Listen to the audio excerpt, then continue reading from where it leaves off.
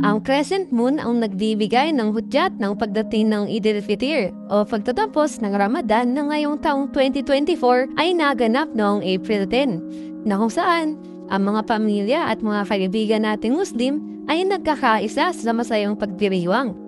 Ngunit naisip mo na ba kung paano nagsimula ang mayamang pananampalatayang Islam?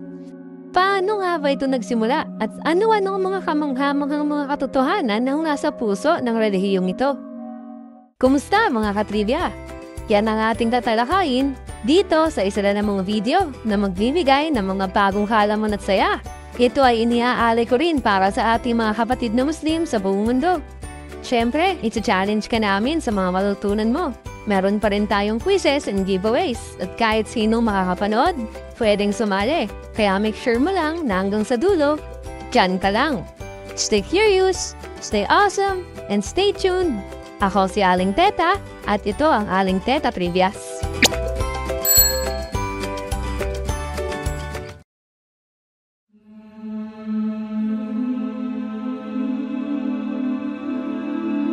Ang relihiyong Islam ay nakasentro sa aklat ng Quran at sa mga turo ni Muhammad, ang tagapagtatag ng relihiyon. Ang mga tagasunod ng Islam ay tinatawag na mga Muslim at tinatayang humigit kumulang 1.9 billion sa buong mundo at sila ang pangalawa sa pinakamalaking populasyon ng relihiyon pagkatapos ng mga Kristiyano. Ang Islam na nagmula sa salitang Arabic na salam ay kumakatawan sa kapayapaan, kadalisayan, pagsuko at pagsunod. Sa diwang pangrelihiyon, ang Islam ay nangangahulugang pagsuko sa kalooban ni Allah at pagsunod sa kanyang batas. Ang lahat at bawat pangyayari sa mundo, maliban sa mga tao, ay pinamahalaan ng mga batas na ginawa ni Allah. Kaya ang mga tao ay dapat sumunod rin at magpasakop sa kalooban ni Allah upang makamit ang magandang buhay at tagumpay sa kabilang buhay. Ang mga doktrina ng Islam ay tinayo sa 5 haligi.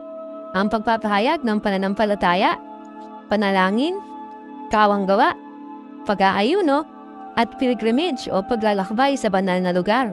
Ang mga haliging ito ang pundasyon kung saan nakabalangkas ang buhay ng isang Muslim na gumagabay sa kanila sa isang maayos na balanse sa pagitan ng mga obligasyong espiritual at mga gawain sa mundo.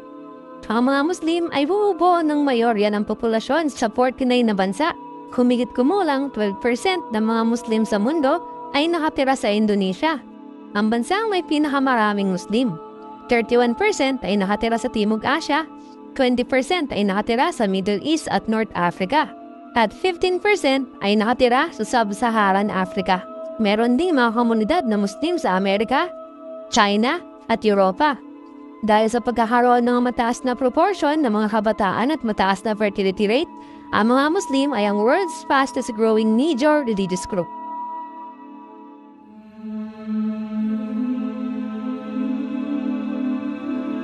Ang Sunni Islam ang pinakamalaking denominasyon sa loob ng Islam at sinusunod ng 85 to 90% ng mga Muslim sa buong mundo.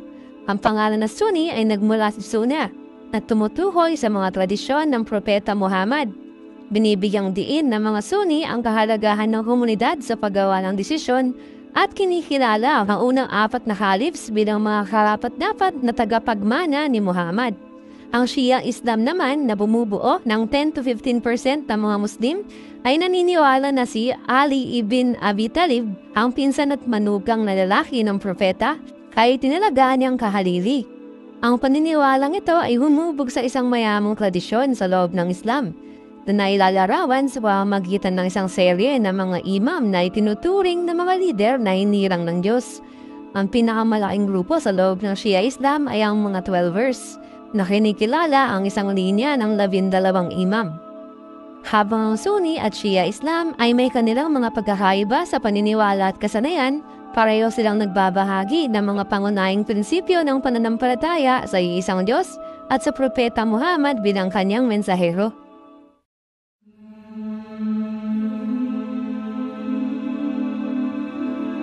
Ang Islam may isang pananampalatayang inihayag kay Propeta Muhammad sa kuweba ng Hira, malapit sa Mecca noong 610 CE.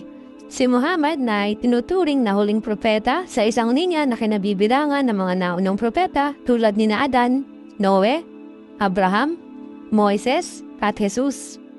Si Muhammad ay tumanggap ng mga revelasyon mula kay Allah na bumubuo sa Quran. Ang mga revelasyong ito na naganap sa loob ng 23 taon ay nagbibigay ng gabay sa lahat ng aspeto ng buhay at nagpapatunay sa pagkumpleto ng mga naunang mensahe ng Diyos. Pagkatapos ng paglitaw nito sa Mecca, mabilis na kumalat ang Islam sa buong Arabian Peninsula at lampas pa na umabot sa Africa, Europa, subkontinente ng India, Malay Peninsula at China. Ang paglago ng relihiyon ay pinadali ng mga Rashidun Caliphs at sumunod ng mga Islamic empires na nagtaguyod ng isang sibilisasyon na mayaman sa talino at kultura. Ang Islamic Golden Age, lalo na sa panahon ng Abbasid Caliphate, ay nagbigay ng makabuluhang pagsulong sa agham, filosofiya, medisina at sining. Ang mga scholar ng Islam at mga institusyon tulad ng Baghdad's House of Wisdom ay gumanap ng mahalagang papel sa pagpapanatili at pagpapayaman ng kaalaman. Sa Pilipinas, dumating ang Islam sa pamamagitan ng mga mangangalakal at misyonerong Arabo at Malay. At ito ang unang naitalang monotistikong relihiyon sa kapuluan. Ang pagpapakilala ng Islam ay humantong sa pagbuo ng mga sultanato, lalo na sa Mindanao at Sulu, na may malaking papel sa pampolitika at pangkulturang pagunlad ng relihiyon.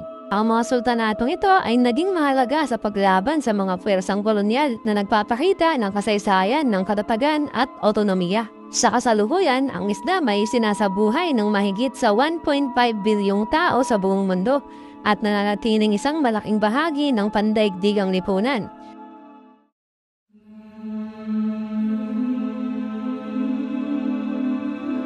Ang impluwensya ng Islam sa mundo ay hindi may kakaila. Sa Islamic Golden Age, ang mundo ng Muslim ay naging duyan ng mga scholar na gumawa ng mga makabuluhang pagsulong sa mga larangan tulad ng matematika, agham at medisina. Ang mga matematiko tulad ni Al-Khwarizmi ay nagdala sa atin ang konsepto ng algorithm at algebra na humubog sa modern mathematics. Ang mundo ng Islam ay naging tanglaw din ng sining at arkitektura na may napakagandang kaligrafiya at mga moske na patuloy na nagbibigay inspirasyon hanggang sa ngayon. Ang Islam sa Pilipinas ay may mayamang ambag sa kultura ng bansa.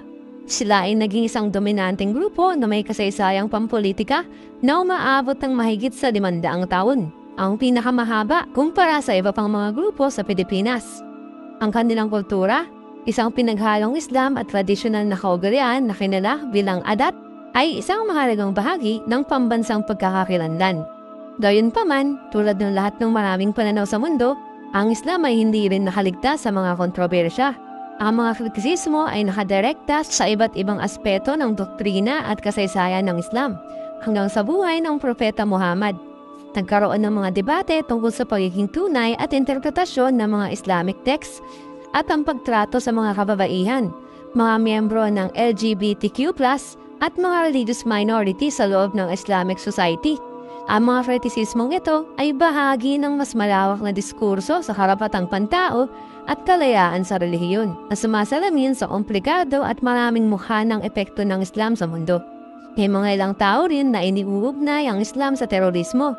Ito ay komplikado at madalas na hindi nauunawaan.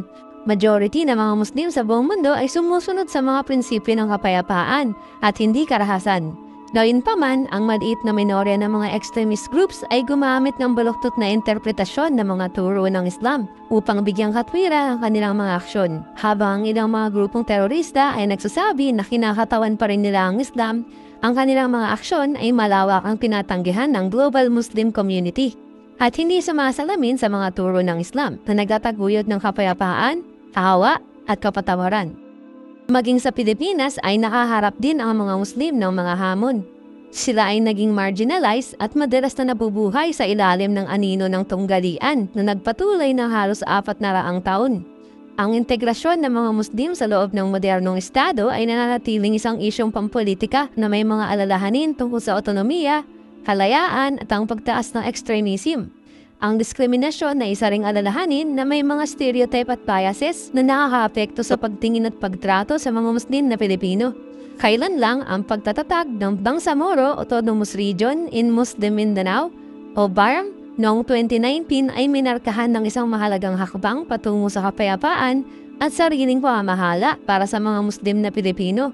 Ito ay bahagi ng isang kasunduang pangkapayapaan upang wakasan ang mga dekada ng tunggalian sa pagitan ng gobyerno at mga sesyonistang Moro. Gayunpaman, ang BARM ay nahaharap sa mga hamon kabilang ang pagbuo ng koalisyon, pamamahala at ang banta ng mga militanteng grupo. Habang tinitingnan natin ang hinaharap, hindi mapagkakaila na ang impluwensya ng Islam ay patuloy na huhubog sa mga lipunan at kultura sa iba't ibang paraan.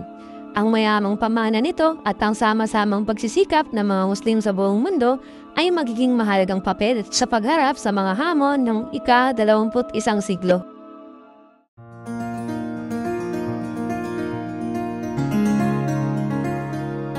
Now, it's trivia time! Ano-ano kayong mga bagay pa ang di natin alam o halamang makakapagpamind doon sa atin tungkol sa relihiyong Islam? Isa-isahin natin. Ang salitang Allah ay ang salitang Arabic para sa Diyos tulad ng Deus, Theos, at Dieu sa Latin, Griego at Pranses. Sa Islam, ang Diyos ay isa at natatangi na walang mga kasama, pamilya o kaibigan. Naniniwala ang mga Muslim na ito rin ang Diyos na nagpapakilala sa kanyang sarili sa mga naunang propeta ng iba pang mga relihiyon. Ang bersyon ng Biblia sa Arabic na binabasa ng mga Kristiyanong Arabo ay gumagamit din ng salitang Allah para sa Diyos.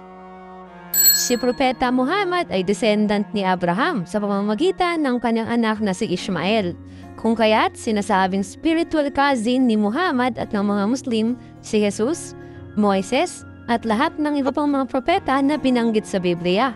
Siya rin ay tinuturing lamang bilang isang tagapagpadala ng mensahe at hindi Diyos mismo.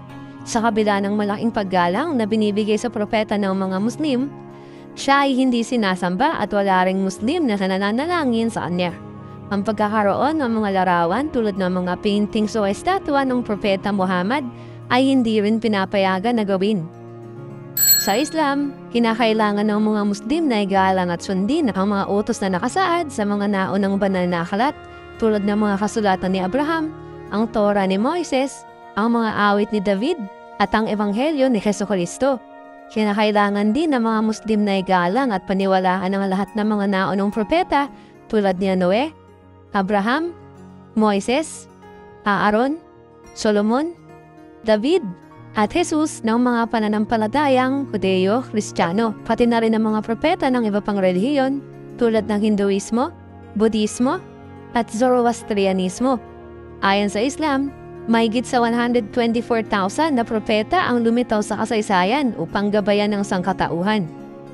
Sa Islam, si Jesus ay tinuturing bilang isang pinagpalang propeta at isang Mesiyas para sa mga Hudyo, ngunit hindi isang literal na anak ng Diyos. Ang kanyang misyon ay upang tuparin ang batas ni Moises sa pamamagitan ng paggabay sa kanila sa tamang pag-unawa at pagsasagawa ng mga utos at kautusan. May isang kabanata sa banal na Quran na ipinangalan kay Maria, ang ina ni Jesus. Si Maria ay tinuturing na may mataas na papuri at binigyan ng mataas na katayuan sa lahat ng mga babae sa kasaysayan.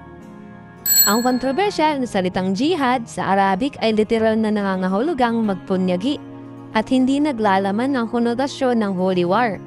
Ang pagpupunyaging ito ay maaaring isagawa pareho para sa pagpapabuti sa sarili, pati na rin para sa defensive purposes kapag ang mga Muslim ay pinipigilan sa pagsasagawa ng kanilang relihiyon. Gayunpaman, kapag isinasagawa ito tulad ng armed defense, ito ay dapat sumunod sa napakahigpit na mga patakaran ng mamamahala sa aktibidad at mabilis na maibalik ang kapayapaan. Malinaw na ipinagbabawal ng Islam ang pagpapalaganap ng pananampalataya ng sapilitan. Si Propeta Muhammad ay hindi kailanman gumamit ng espada upang ipalaganap ang Islam. Wala sa tinatawag na jihad sa kasalukuyang panahon ang sumasailalim sa mahigpit ng kahulugang ito. Sa makatuwid, ang pagpatay sa mga inosenteng tao bilang bahagi ng digmaan, anumang klase ng labanan o mga suicide battle ay isang banyagang konsepto sa Islam at lubos na ipinagbabawal. Ang laban sa pagitan ng agham at relihiyon ay hindi issue sa Islam. Ang mga scientific inquiry ay pinopromote pa ng banal na Quran na hinihikayat ang pagmumuni-muni at pag-iisip. Ang banal na Quran ay naglalaman ng mga religious truths, kasaysayan, mga utos at ang paglalarawan ng mga natural na phenomena tulad ng Big Bang Theory at development ng human embryo. Sa Islam, ang paglikha ng mga tao at ng universe ay binuo ng maraming yugto ng panahon. Ito ay salungat sa popular na paniniwala. Si Adan ay hindi ang unang tao, ngunit ang unang propeta ng Diyos, at si Eva ang kanyang asawa. Bilang unang propeta, tinuruan niya ang kanyang mga kasama na sumamba sa iisang Diyos at naglatag ng pundasyon ng mga dapat at hindi dapat na kung saan ang mga utos ng mga sumunod na propeta ay nabuo. Itinuturo rin sa Islam ang paniniwala sa mga anghel na masunuring lingkod ng Diyos. Si Anghel Gabriel, ang anghel ng revelasyon, ang nagbunyag ng mga salita ni Allah, ang banal na Quran sa Propeta Muhammad sa loob ng maraming taon. Naniniwala ang mga Muslim sa marami pang ibang mga anghel, tulad ng mga arkanghel na sina Michael, Raphael, at Israel. Ang Islamic calendar ay nakabase sa buwan na nagsisimula kapag ang first crescent ng new moon ay nasilaya na nangangahulugang simula ng bagong buwan. Ito ay maaaring mag-iba batay sa mga factors tulad ng geographical location at mga atmospheric conditions na nakakaapekto sa kayahang makita ang buwan. Ang pamamaraan ito ng pagmamasid sa buwan ay nangangahulugan na ang Islamic calendar ay hindi lamang isang pagtansya, kundi isang communal o observational calendar. Ito ay binubuo ng 12 lunar months sa isang taon na may 354 or 355 na araw.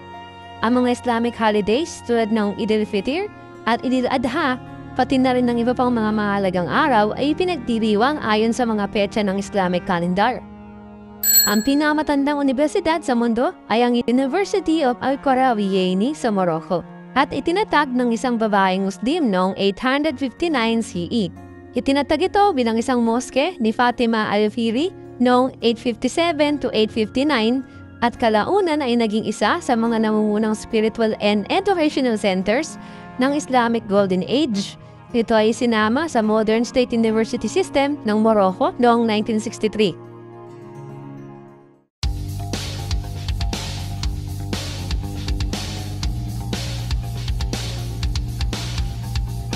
Heto na ang ating pinakaantay na quiz at sana pinanood mo ng buo ang videong ito.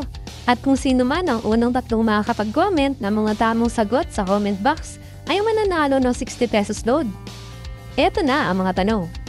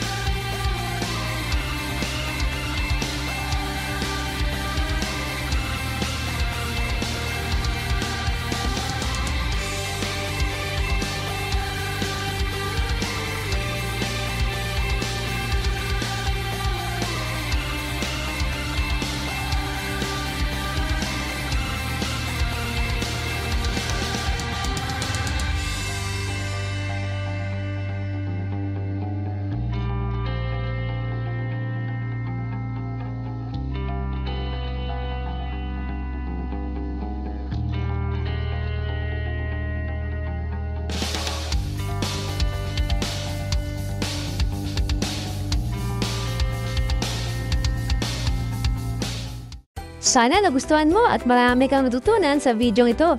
Kung nabitin ka sa mga trivias natin, comment ka na lang sa baba for part 2. Huwag kalimutan na mag-like, subscribe ka na rin at ring the notification bell.